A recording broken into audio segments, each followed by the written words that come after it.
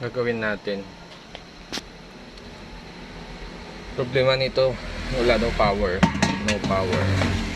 So dati bago daw masira, may side daw siya na umaandar. May side na ayaw. Parang naghahanap siya ng pwesto kung saan siya aandar. So ngayon talagang ayaw na siya umilaw daw. Wala na power. Buksan natin. Ito yung brand. Ito yung model niya, air fryer. So mga ganitong unit talaga ang hirap buksan.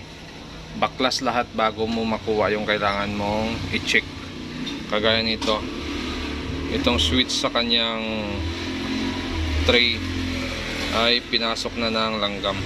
Yan o. Kaya sabi ng may-ari dito, may time na bumubukas, may time na ayaw. So ngayon ayaw na daw talaga. Yan o. Puno ng langgam yung loob.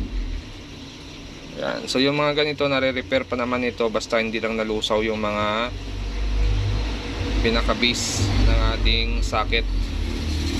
Pag nalusaw, kailangan na palitan. Pero yung ganitong problema ay repair lang ito. Kaya pa ito i-repair. Yan o. Wala pang lusaw yung pinaka-base natin. Hindi lang siya nagko-contact dahil sa mga langgam na nagkakalang na doon sa pinaka-contact natin. Okay, so yan, linisin lang natin to tapos pwedeng okay na ito. So ito na, nalinis na natin siya. Testing natin. Yan. Okay na to. So kabit ulit natin tapos testing natin. Yan. So naka-symbol na natin siya. So ang hirap talaga niya baklasin at ang hirap din niya i-assemble. Talagang kalas lahat. Ay, wala. Yan. So natapos na natin siyang i-assemble ulit. Yan, testing natin. Nakasaksak na yan. Tulak natin to. Yan o. May ilaw na siya. Takin natin. Na-off siya. Yan kasi yung tawag yan ay safety switch nito. Yan. Kadalasan sa mga ganito mayroon talaga siyang safety switch. Yan ang nakalagay.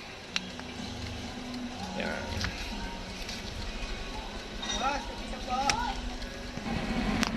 Okay.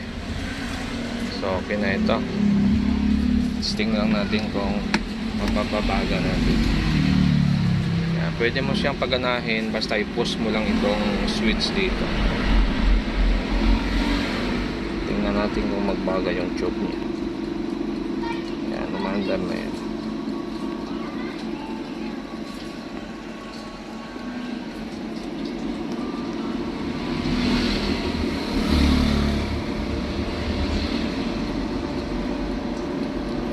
Okay na ito. Huwag na natin papulahin pa. Sayang kuryente. Okay.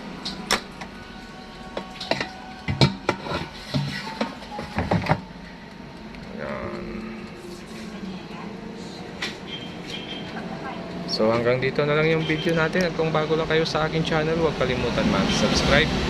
So yun lang naging problema nito.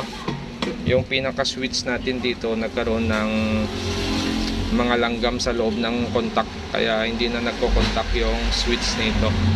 Kaya lang ang problema lang sa mga ganito pag ni-repair mo, hindi mo ito basta-basta makuha. Kailangan baklasin mo siya. Mula sa taas, babaklasin mo siya pababa. Dahil nakalock yung gitna nito, nakatornilyo or naka-screw. Kaya hindi mo basta-basta matanggal na dito ka lang mag-o-open. Kailangan talaga babaklasin mo buong unit. So medyo matrabaho talaga pag mga ganitong design ang machempo sa'yo. Okay, so okay na yung unit natin.